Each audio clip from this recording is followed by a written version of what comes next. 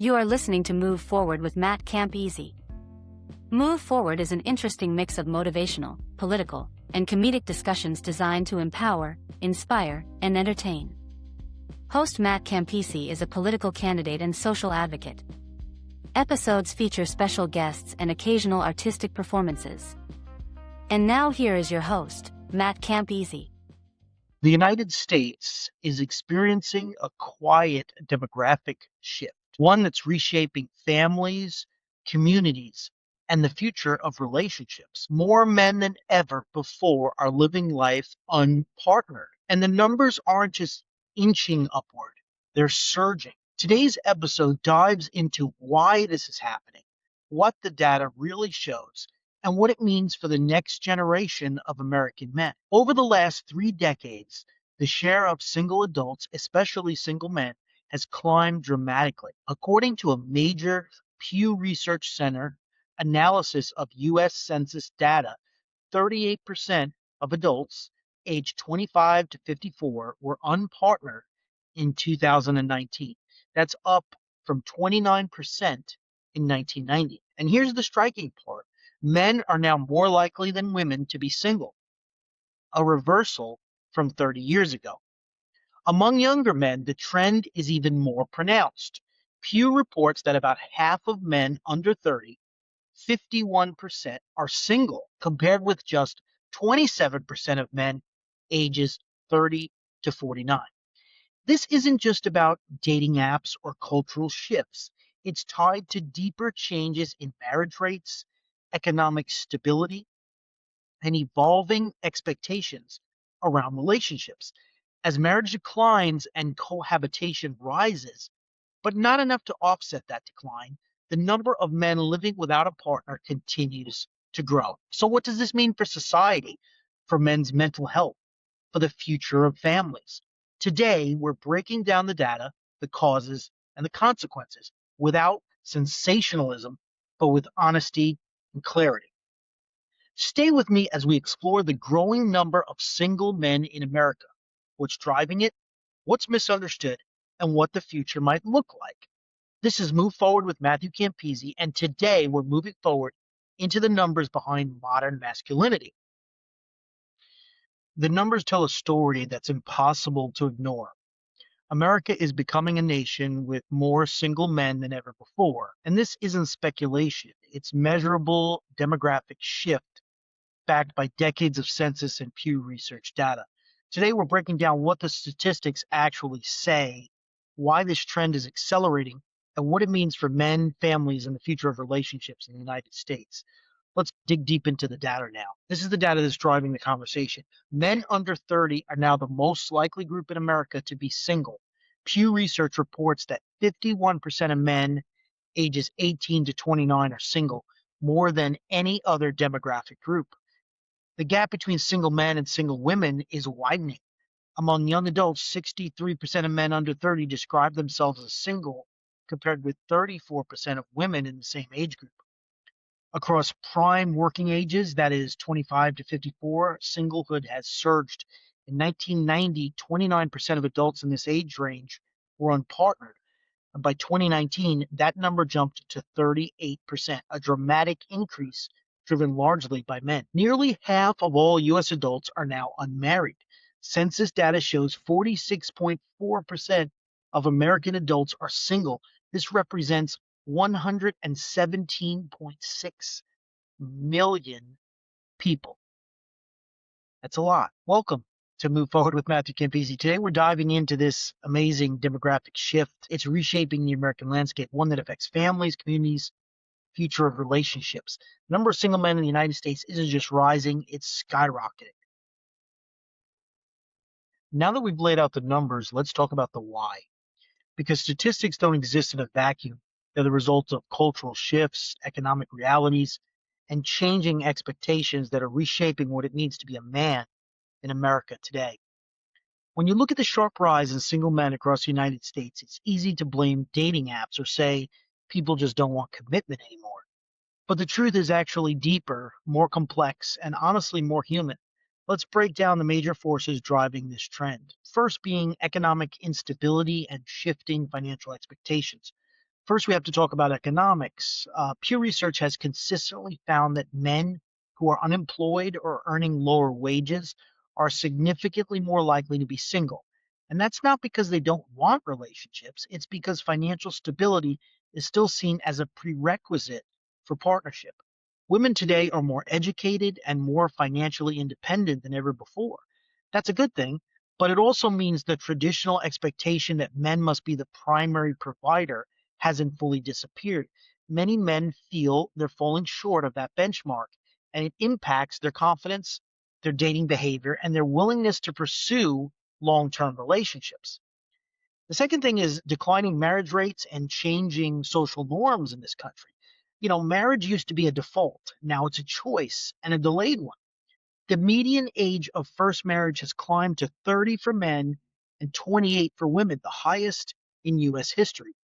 People are prioritizing their careers, personal development, and financial stability before settling down. And men, especially younger men, are often slower to reach those milestones. That delay creates a longer window of singlehood. Next, we're going to talk about the rise of digital dating and reduced social interaction. Dating apps changed the game, but not equally for everyone. Research shows women receive far more engagement on dating platforms, while men often struggle for visibility. That imbalance creates frustration, withdrawal, and a sense of competition that didn't exist in traditional dating environments.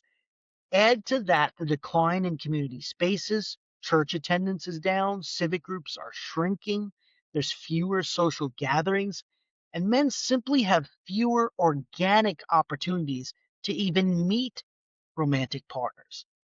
Let's talk about shifts in relationship expectations. Relationships today demand emotional intelligence, communication, vulnerability, and partnership. Many men were never taught those skills, not because they're incapable, but because society didn't prioritize emotional development for boys the way it did for girls. So now you have a generation of men trying to navigate modern relationships with outdated tools. And that mismatch leads to breakups, avoidance, and long term singlehood. What about mental health challenges and social isolation? Here's the part we don't talk about enough. Men are more socially isolated than ever. Studies show that men have fewer close friends, fewer support systems, and higher rates of loneliness. When you combine loneliness with dating pressure, financial stress, and emotional expectations, many men simply opt out. Not because they don't want connection, but because connection feels so much harder to achieve. What about women's rising standards and men's slower adaptation? This isn't about blaming women or criticizing men, it's about acknowledging reality. Women's expectations for partnerships, emotional maturity, stability, ambition have risen. Meanwhile, many men are still catching up to those expectations. That gap creates friction, and friction creates singlehood. So when we talk about the rise in single men, we're not talking about a failure. We're talking about a transition, a shift in what relationships look like, what men are expected to bring to the table, and how society supports or doesn't support their growth. Understanding the causes isn't about pointing fingers, it's about giving men clarity, direction, and hope. Because once you understand the forces at play, you can start to move forward with intention. All right, we talked about the numbers, we talked about the causes. Now we need to talk about the part that hits closest to home, the consequences. Because this rise in single men isn't just a demographic trend, it's shaping mental health, community stability, the economy, and even the future of American families. Let's start with the emotional impact. Study after study shows that men are experiencing higher levels of loneliness than ever before. And single men, especially those without strong social networks, are the most vulnerable. When men don't have partners, close friends, or community ties, isolation becomes a real threat. Loneliness isn't just a feeling, it's linked to higher rates of depression, anxiety, and even physical health problems. The Surgeon General has called loneliness a public health crisis, and single men are right at the center of it. Men already face stigma about seeking help. Add long term singlehood, financial pressure, and social isolation, and you get a mental health landscape that's increasingly difficult to navigate. Single men report lower levels of life satisfaction compared to partner men. Not because being single is inherently negative, but because many men lack emotional support systems. Without a partner or close friendship, stress has nowhere to go. There's a financial impact too. Married men tend to earn more, save more, and build more wealth over time. Not because marriage magically creates money, but because partnership often brings stability, shared expenses, and long term planning. Single men, especially those living alone, carry the full weight of housing costs, healthcare, and daily expenses. Over time, that can widen economic gaps and make upward mobility harder. Here's something we don't talk about enough. Single men are less likely to participate in community activities. They attend fewer religious services, they volunteer less, and are less involved in civic organizations. When men disconnect from community, neighborhoods weaken, social trust declines, and society loses the contributions of millions of men who feel like they're on the outside looking in. The rise in single men also reshapes the dating landscape. With more men seeking partners than women in certain age groups, competition increases. That can lead to frustration, withdrawal, and a sense of hopelessness. Some men disengage from dating entirely. Others struggle with confidence or feel they don't meet modern expectations. This creates a cycle where singlehood reinforces itself. When fewer men form long term partnerships, fewer families are created. Birth rates decline, marriage rates drop, and the traditional structure of American households continues to shift. This isn't about saying everyone needs to get married. It's about recognizing that large scale changes in partnership patterns affect everything, from housing markets to school enrollment to the future workforce. Finally, there's the question of identity. For generations, men were taught that adulthood meant marriage, family, and providing. When those milestones don't happen or happen much later, many men feel unanchored. They ask themselves, what does my life even mean? Who am I building for? Where do I even belong? Those questions can be heavy, and without support, they can become overwhelming. So when we talk about the consequences of America's growing population of single men, we're not talking about doom and gloom. We're talking about reality, a reality that millions of men are living every day. But here's the good news. Consequences aren't destiny. They're signals, indicators of where support is needed, where growth is possible, and where men can take back control of their story.